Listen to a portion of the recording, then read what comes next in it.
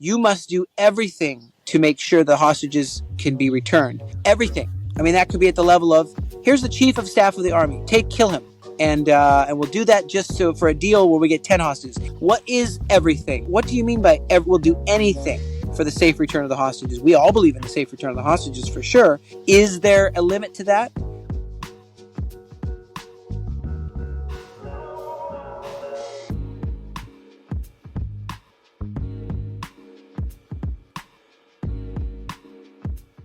Hello everyone, this is Andrew and Daphne. Our guest today is Chaim Malespin. Now, we've had Chaim on before. If you haven't seen those episodes, go check those out. But Chaim, for people that haven't heard those, they don't know who you are, could you just say a bit about where you're from and what you do? Yes, I am an Israeli Jewish man living in Israel, in the Galilee, northern part of Israel. I call it the most beautiful part of Israel. And I made Aliyah. Aliyah is that word for immigration. It's the biblical understanding of the great regathering of the Jewish people to the promised land, the chosen people, promised land. It's what is it called? A shoe-in, as you say, a shoe-in. And so what? My English accent isn't that good, but a sergeant major. I served for 20 years. I've been serving in the Combat Engineer Corps Elite Unit for special missions, such as rescue of hostages from tunnels, finding, mapping, destroying enemy infrastructure, and all kinds of missions that are a lot that I can't speak about. Some I can, and serving in multiple borders, including Lebanon, fighting the Hezbollah time after time again, and as well, like in 2006 and now, as well in the war, in Second Lebanon War, as well as Gaza, time after time. I also am the director of two charities.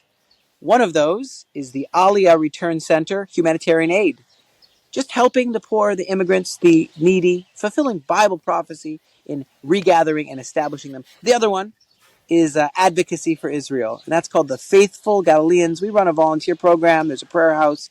There's a lot of fun things, and together, I believe, seeing the future that God promised. And I'll put some of those links in the description box, so they're ready for people to go and check out. Chaim, so we've had this ceasefire. We've had some exchanges of hostages and terrorists. Where are we now, though? The ceasefire's ended, and I know there's been people getting called up to reserve duty again. So could you just say, from your perspective, where are we right now in terms of the ceasefires and potential continuation of the war? Yes, so I've felt the call, not only from the mandatory draft, 8 draft, it's called, the war draft that I've been called up on. Before that, I was just running the charities that I've helped to found. And the 8 draft, or the war draft, is not just that. It's also just the call as a father, as a shepherd of the house of Israel. I've got to be able to protect the sheep. And so I've been in this for 523 days at the time of this recording. And so that's from the beginning, from the 7th of October, 2023. Time flies when you're not having fun. And it has been quite a journey. Yeah, fighting against Hezbollah. You know that our forces have been in Syria. You know that from top to bottom, from Beit Lahia, from the Erez crossing all the way down to the Rafah or Rafiah crossing. And so, yeah, we've had ceasefires before. We've had various attempts to bring the hostages home, political means and not just military means. It has worked and it hasn't worked. Right now we're at what I call a dead end. We're at a dead end. We're at an impasse. We're at a stalemate. And that means we've tried and have tried everything from military threats to, hey, Trump has tried with Steve Witkoff, the envoy, the United States envoy, has come here along with, what's his name, Adam Bueller, and they've come here and said, look, we are going to threaten the Hamas and say, do the only 3 choices left, if you ask me. This is it. It's leave, surrender, leave, or else. That's surrender, drop your weapons, dismantle, and surrender. Get out of here. We'll provide you a free ticket out of here. Country of your choice. There's 21 countries Muslim countries surrounding us. They hold Jordanian passports. They hold Egyptian passports. That's where they're from. There isn't any such people called the Palestinian people. They are of the various pan-Arabic peoples, nomadic tribes, who have, there's 21 countries, or else. And so Israel feels that we might just have to be at the or else stage. I think America's seeing that too. The or else, it just means essentially or else. It means bring the largest military campaign in the history of Israel. I think even in the, I believe I can check this, but I believe that even since the time of the Bible, since Abraham, 4,000 years, I don't think there has been in the last 4,000 years of Israel, of the Jewish people's history, been a military campaign of this level where we are planning to completely remove Hamas, not go around Gaza City, not go around Deir al-Balah, not go partially, like almost like what you see with Jabalia. Jabalia is a big stronghold, and it has been very, very hard to handle this. And there's still areas that we haven't handled, and there's still hundreds of tunnels. I'd say we've maybe found 40%. That's an estimate, and I'm a tunnel guy. We started the tunnel unit. I'm the first team of the tunnel unit legacy of the IDF, and I guarantee you, people are discovering the need for tunnels detection and destroying, the need to detect and destroy these infrastructure of terror, like Trump in the United States is talking about a wall between Texas and Mexico.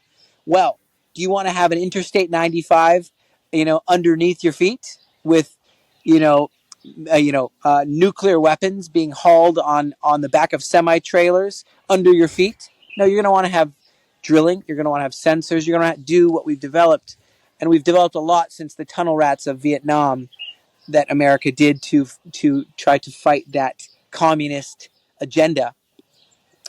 So I believe we're at that kind of stalemate, that kind of impasse right now. That's where we're at, on the verge of a tipping point, a point of no return. Many of my friends have joined me in being called up to get their shepherd staff, get their equipment ready, and go defend and rescue these lambs from the mouth of the wolves, and fulfill little Zechariah chapter 9 verse 2. And Zechariah chapter 9 talks quite a bit about this plan, which will be the king will perish from Gaza. That's the operation. The king will perish from Gaza. And then it gives a chance for a new future to begin, because if you're under a dictatorship and you're under a suicidal, apocalyptic, anarchist dictatorship, which sees the end of Western society as a goal, starting with Israel, then you have no ability to do anything but that. It's a all encompassing, all silencing, all squashing. Even the very air you breathe is under the dictatorship of Hamas. So it's either that, and we're okay with that, or we're not. And I think that's the choice that's in front of us now. In the last few days, there's been reported about the cutting of electricity and also aid to Gaza. People are going to say, this is against international laws, this is crimes against humanity, all that kind of stuff. Could you address some of that as well? Well, sure. Yeah. Just to go to international law, when a country is at war, let's just say the UK at war with Hitler, and you're under attack from Hitler, and we have been under 523 days of bombs, of buses, bombs, of rockets from the skies, and stuff. There is no international law, just that says that that UK has to supply, at the time Nazi Germany, the Third Reich, with supplies. That isn't something that's in international law.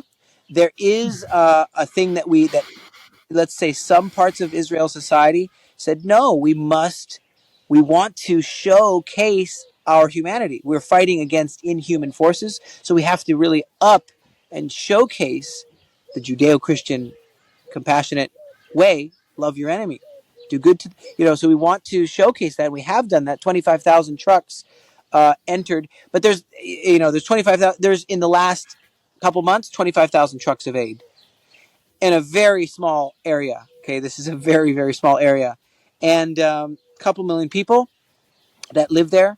what is it, 2.2 million, and they've received more aid than any place under war or not in war in the planet.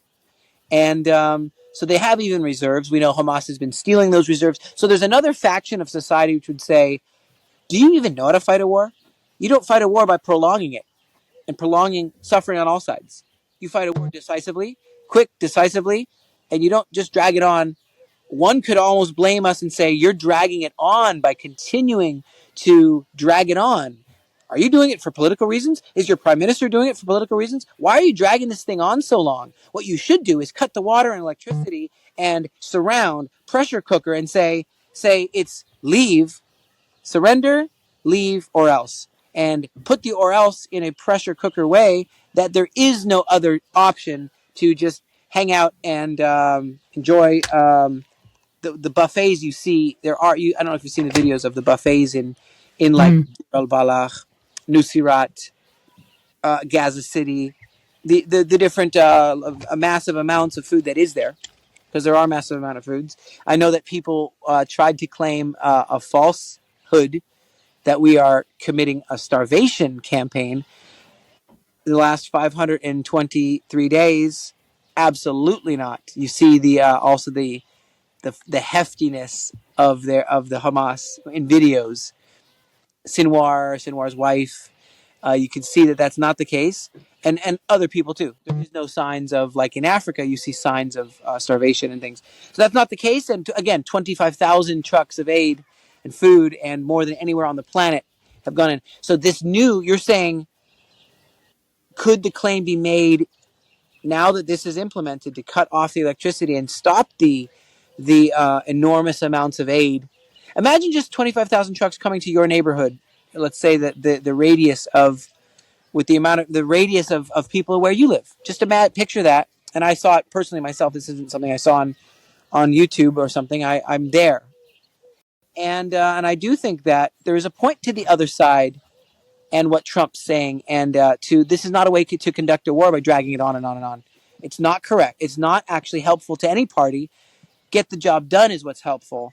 Get it done quick, or say we give up, or don't just continue to perpetuate, is something that I can see their wisdom in that side of thinking as well. Hasn't a deciding factor in this, though, been the hostages, putting them at risk or not at risk, or how to do that? Hasn't that played a big uncertainty in the middle of it all? Correct. There is a very, very big. That's a Hercules flying right over us. I don't know if you can hear it.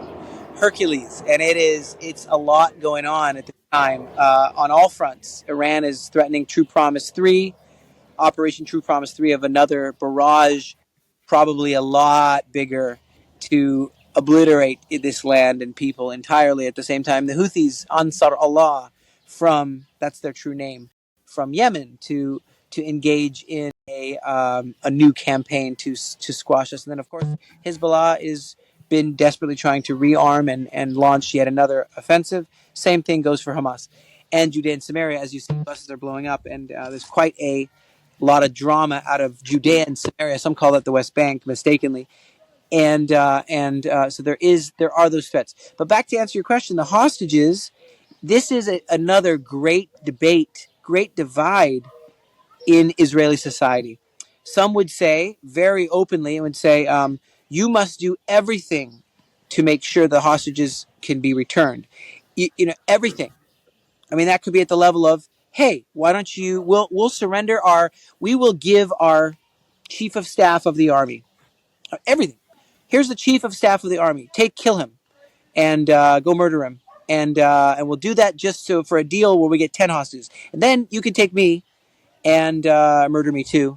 Just what is everything? What do you mean by we'll do anything for the safe return of the hostages? We all believe in the safe return of the hostages for sure. Is there a limit to that?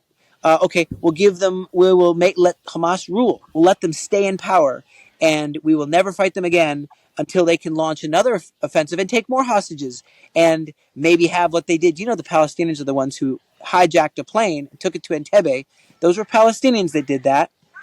And they took hostage hundreds and hundreds of people. I don't remember the exact amount, in Entebbe, Uganda, back in the day, and we had to do a stellar mission to rescue them, in which the prime minister's brother died. Yoni Netanyahu was killed trying to rescue these hostages. So what's the price you're willing to pay? Any price?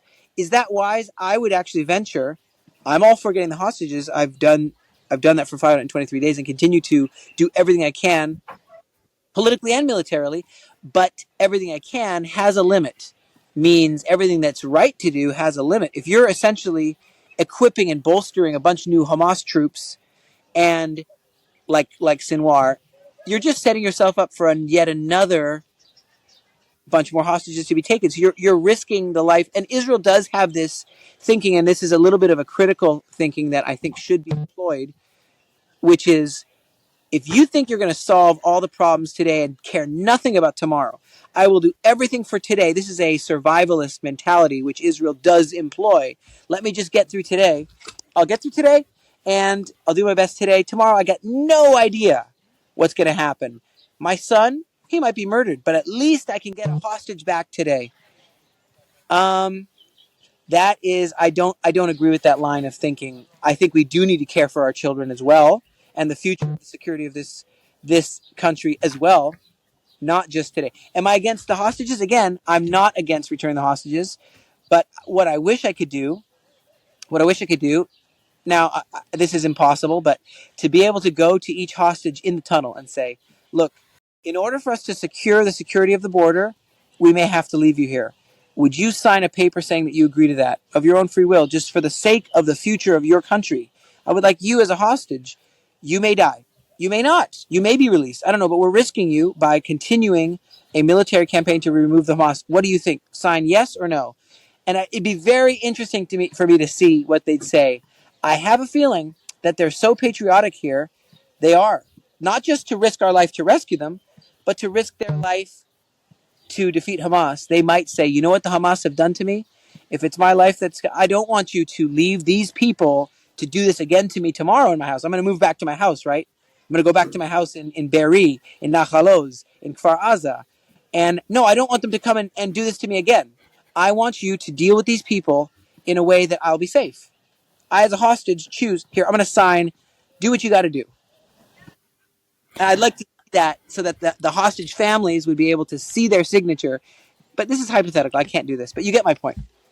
Yeah, I think I saw, and I'm pretty sure this is accurate, there was a mother of a hostage talking to the mother of an IDF soldier, and she said, my son's life is not worth more than your life, your son's life. Mm.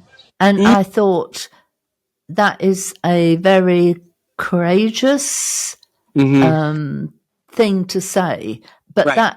that is what we're talking about. Yeah. They're all valuable. Everyone's equally valuable. But I would say, the only principle that I just need to say again to be really clear, let's not throw everything away for a win today that will kill us tomorrow. That's a general wise thing to do. And just to be clear, were you saying that deals have been offered to say, here, take this commander in exchange for hostages? Oh, no. Or was that a hypothetical? No, that hasn't happened. Okay. But that hasn't happened. I've never thought of that. I mean, wouldn't it? What I realize is there's someone who lived there's a lot of heroes we emulate. Okay, heroes that we as a people emulate. Rabbi Akiva, how he fought so bravely with Bar Kokhba. He fought bravely. He died. To rescue. You have Ben Batich. They thought he was. We could say Yonatan ben Aminadav, who, according to the Mishnah, he was a hero that Moses was. They see the Egyptians closing in, the Pharaoh's army closing in, and he says, "We must have faith. We're going to cross this Red Sea, and the water didn't part yet." This is a story which may or may not have happened, but I see the point of it, which is the point of this story is that he steps into the water, and then he gets deeper, and it's not parting, nothing's happening, and Moses is praying, and then suddenly when he gets over to his nose and he can't go anymore in the waters of the Red Sea, it parts. Like his faith. So these are heroes that we want to emulate. There's a rabbi from Galilee called Yeshua, who gave his life that for others. He gave his life to speak the truth and speak and stand in the gap. And so these are how people are. We are willing to be like that and risk everything for these hostages. We're willing to do that. We are. The issue is that it's a very give everything for your people society. We are a tribal people. We are a Middle East tribes. It's not known so much in the West what it is to give everything for your tribe. It's not. They're like, what can the government give me? Welfare? What can other countries have more just me focused and not what I can give for my people. Whereas the other society here emulates more Muhammad and others like him, and being a warlord. What can I take from others, and how many hostages can I take? And those that's a different societal emulation of a leader. So different worlds, they clash, and we just can't be too weak in face of that society. If we're just too weak or too the altruistic nature that I described, we're going to be looked at as weak, and we're just going to be killed. So we have to show strength, and I'm glad that we are showing that strength now, and that we've reached this point of or else. It's inevitable. It's inevitable. Yeah. Yeah. One of the borders which is in the news a lot at the minute is Syria, and the massacring which is going on there right now. How does we hear about the Lebanon, we hear about the Houthis, we hear about Hezbollah in Lebanon, and we hear about these different factions and people that Israel are having to fight against or be aware of.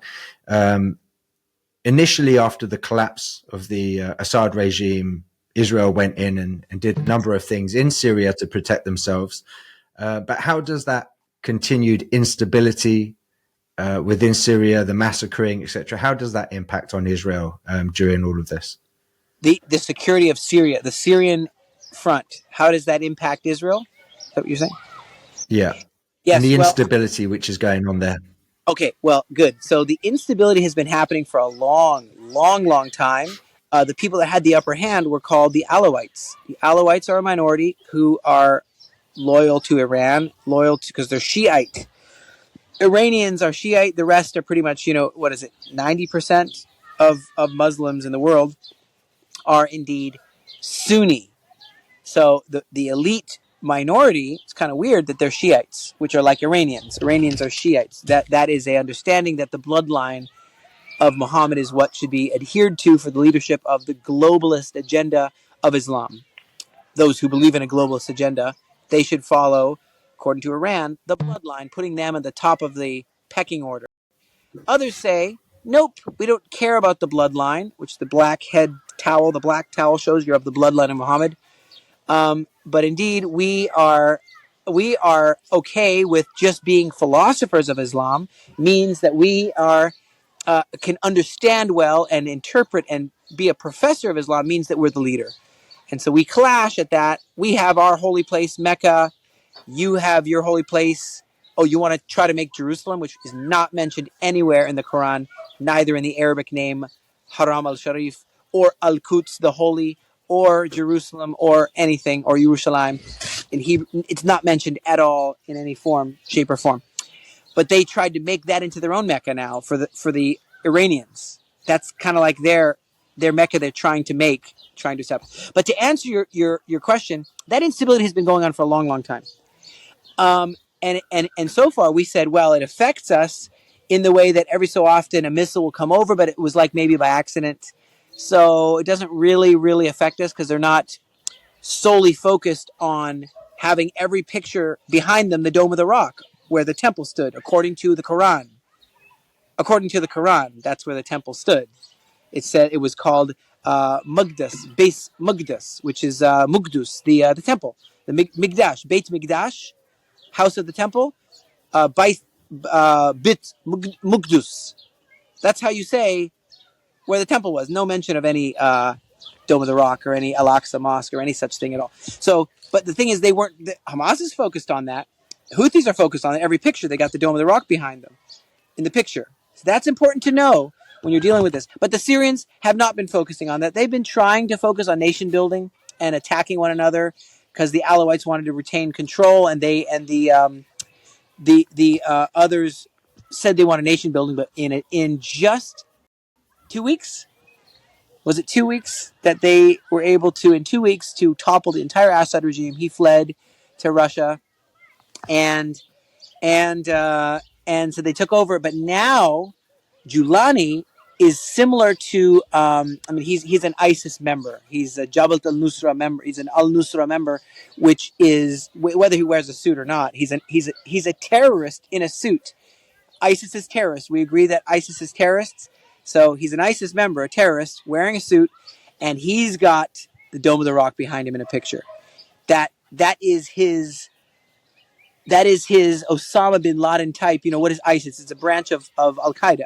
Al Qaeda branched off and had, it was just really fast. There was Zawahiri.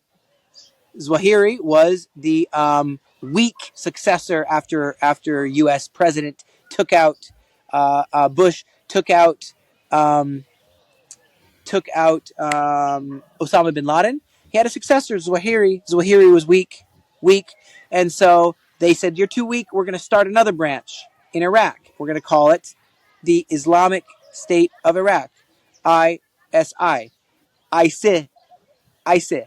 We're going to call it Islamic State of Iraq." And then we're like, "No, we're going to call it Islamic State of Iraq and Syria, ISIS." And that's a branch, and that's not Zawahiri, that's Zarqawi. Zarqawi was so brutal, he started massacring his own people. And who came out of that? Julani. Julani came out of that, and he's ISIS. So if we don't get that, if we're going to be dumb Westerners, and we're just going to say, "Oh, he's got a suit on. Look, he's got a suit on."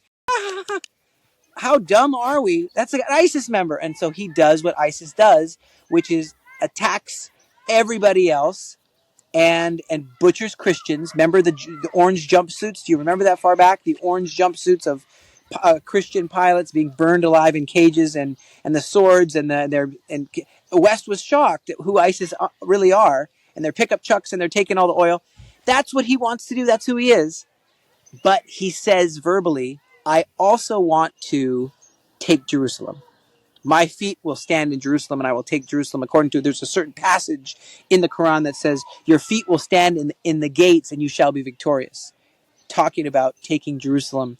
Well, they interpret it to be talking about Jerusalem, even though I think that was talking about something else in the actual writing of the Quran. Because again, Jerusalem's not mentioned. But they're interpreting that into Jerusalem now. So how is it affecting us? Well, we got a huge army on our. We've taken 2 kilometers in, sometimes more, sometimes 3 kilometers in. So 2 to 3 kilometers in to Syria as a buffer zone. It's no longer just that Quneitra. That Quneitra is ours now. And we're going to keep the entire Mount Hermon. There's no Syrian side where they can climb up there and start launching missiles. There's no Golan Heights where they can launch missiles like they did. We saw what they did. We don't have to imagine what is a life with Syria at our border. We could look through the whole history. We were shot in the Sea of Galilee while we're swimming. The fishing boats were shot by the Syrian, by the Azerbaijani snipers that they hired, like Syrians hired. Okay, so we know what we're dealing with. Now we just got to be strong. Let me just wrap up with this. I know your time's almost out. Is that there is only one way to handle these people.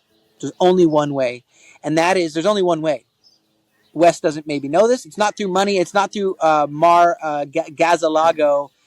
It's not through enticement with money. It's not through, that might work in America where you have the infidel in charge. But if you put them in charge, there's only one way. They're the infidels in charge. Trump, I'm not calling him an infidel. This is just, I'm saying what they would call Trump an infidel. He is the one in charge. So you have to see, you're underneath that government. So there's a way you act when you're underneath the infidel. But if they are the top in Syria, they are the top in 21 Muslim countries around us, then there's only one thing you can do. You know what it is? Force a hudna. There's only one way. A hudna is where you say, ceasefire, we're not giving up. We're just going to stop until we can get enough strength that we can believe we can take you out. But if you say, I'm always going to be one step ahead, I'm always going to be at a place next door to you, I'm not over you, I'm not ruling Syria, but I'm enough over here higher than you militarily where you cannot launch a successful. Even the Hamas knew they couldn't launch a successful, they tried anyway. But we're going to make sure that we are so much higher that you only have to say, I'm sorry, ceasefire, timeout until I can regroup and get a nuclear weapon or something. No, we'll never let that happen. And you become the strongest in the Middle East. That's the only way. And they say, I have to Hudna because you're stronger than me right now.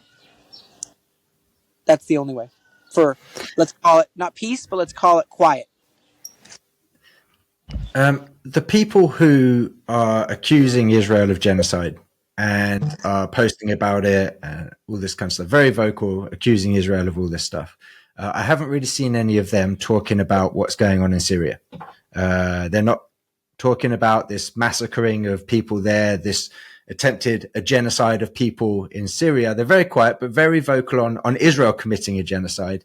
Why do you think they're so focused on Israel doing what they are accusing them of doing, but are not saying anything about what's going on in Syria and the massacring of people there? It is a very telling picture. A picture says 1,000 words. You could put Trafalgar Square in the UK there in London. Trafalgar Square, yeah. Trafalgar Square is that in Yeah. London, downtown London. So you have Yeah. Trafalgar Square when Israel starts to defend ourselves from a massacre by jihadist psycho people. Okay, we start to try to defend ourselves. Look at how full Trafalgar Square is in London. Now look at a picture when 10,000 plus people are massacred in cold blood, not trying to defend nothing, not trying to defend themselves, not trying to do nothing. They're just straight up massacring the minority Alawite peoples because they don't like them because they're loyal to Assad. Look at it's completely empty every day versus packed to the hilt. You say, why is that? I think it's a very telling that I don't know if I'll be able to answer why, but I'll tell that the facts are being shown. The facts are they don't care about a massacre happening in Africa, a starvation happening in Sudan, they don't care about what's going on with the Christians in Nigeria being massacred by Boko Haram. They don't care about, they didn't do that when Israel was being massacred. When we were being massacred by the Hamas, they didn't do that. They don't do it at any massacre. The facts speak louder than opinions. The facts show there was not one protest against genocide, but there is protest against Israel falsely being accused of doing a genocide. So genocide, don't care. Anything to do with Israel defending itself or Israel existing even existing. There's a whole narrative that Israel shouldn't even exist as a country. So, and you can check me on this. You can ask anyone. Should he ask any of these people? Should Israel even exist? Do they have a right to even breathe air? Just never mind. Before the war, do we have a right to exist? Before the war, every other country has a right to exist, but not Israel. So you what that's called is anti-Semitism. It's called Yeah. slanted against Israel. You could call it misinformed. You could call that. You could say maybe they're just ill-informed. They're reading the wrong news. Well, there's enough information out there that one should bear some responsibility to be informed about the facts and take action if you really care about other people. But I do think that the within Islam, it's very, very hard. Again, I spoke about this. Within Islam, it's hard for people to speak up and say, there are few. There definitely are few that do speak up and do take some action. You see those sometimes on the right channels, maybe on Aliyah Return Center channel of ours, or maybe on your channel with Andrew and Daphne. But it's very rare that some Islamic person will stand up and say, I'm Islamic, fully Islamic. It's rare, but I condemn the Al Qaeda taking of hijacking planes and using them as a missile and shooting and destroying buildings in a metropolis in the United States. I'm against that. If I find these people, they should be punished. They should be killed. Their entire training camp should be dismantled. Hey, if you need to bomb their training camp, bomb them. I've never heard one Muslim say that. I've never heard one, not one. But guess what? There are some who do silently. There was someone who told. There was an Arab who told the FBI that they think they're going to do an attack on the Twin Towers. There was. It's maybe not known because they can't speak out so openly, but there was a man who told my friend, who said, this van that's going in, he says, I know of this van. He told the FBI there's a van going underneath, probably bringing explosives in. Check that out. Anyway, I'm not going to go too much into the Twin Towers, but the same applies across the board. I believe there's always a remnant. I would even say in Gaza, there's probably, this maybe goes against what is normally talked about. I think even it might even be one person, might be two people. For the most part, though, let's call it the 99, they are either complicit or they're helping, they're literally holding hostages in their house or actively trying to smuggle bombs to kill innocent people, kill women and children. Who would rejoice that the Bebas children were they would probably be part of pulling a leg off. I mean, this sounds graphic, but that they would rejoice in that. Yes, rejoice in pulling a leg off a Bebas child.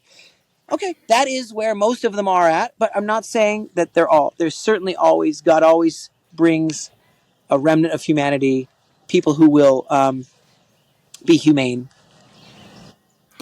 Well, as we draw near to the end, I've got one last question, which you could probably take a whole podcast on, but I'd like to finish by asking, where is God in this? What's he doing? What do you see happening? Now, I know it's a big question. You could probably come up with one after the other, but don't want to finish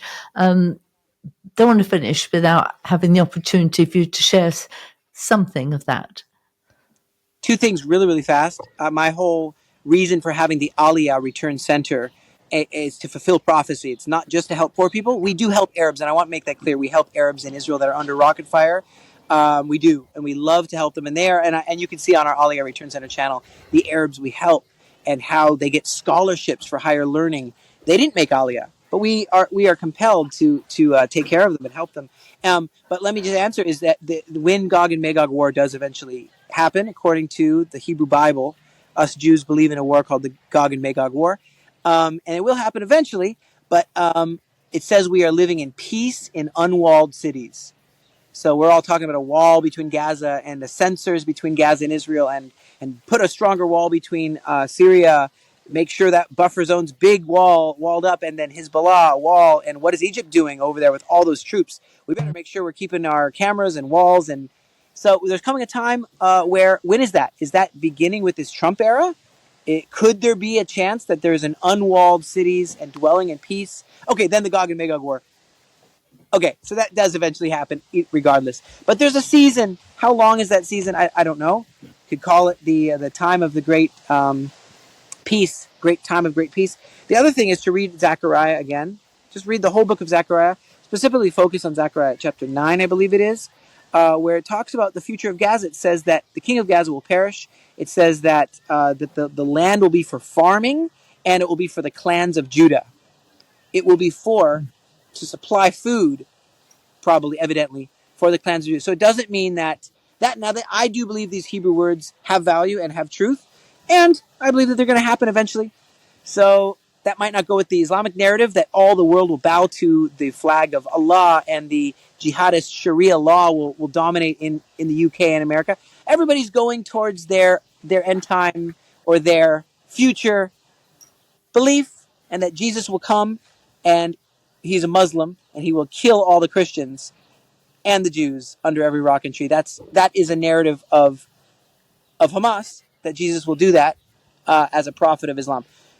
I don't know. I guess we'll hang around and see what happens. But where is God in all this? I think he's behind the scenes raising up the Esthers, raising up the Mordecais, behind the scenes, who are here to be in the greatest adventure of all time. We don't have to imagine what we would do in the Holocaust, like Corrie ten Boom, or like other people who hid. Schindler's List. Are we on Schindler's List? We can be those people today, and that's what God's doing. He's raising up a people from all tribes and nations who are part of the kingdom of God and understand Jerusalem's at the center of that, and they're friends. Wow. Chaim, thank you so much. I think it's been really informative. Gives people a good up-to-date picture of what's going on right now out there. And again, for people that want to follow Chaim, see what he's doing, go check out his information in the description box. Go back, listen to some of the previous episodes we've done with him. And if you're listening to this, just stop for a moment and pray for Chaim. What he is doing is out there on the front lines. It's not easy. It's not safe. And we respect you highly, Chaim. And we do pray for your safety and for the peace of Jerusalem. Yeah. Thank you, Chaim. Really appreciate it. Thanks for having me. What a blessing. Thank you for listening to this episode. Remember, if it inspired you, share it with others so we can see more people engaged in this community.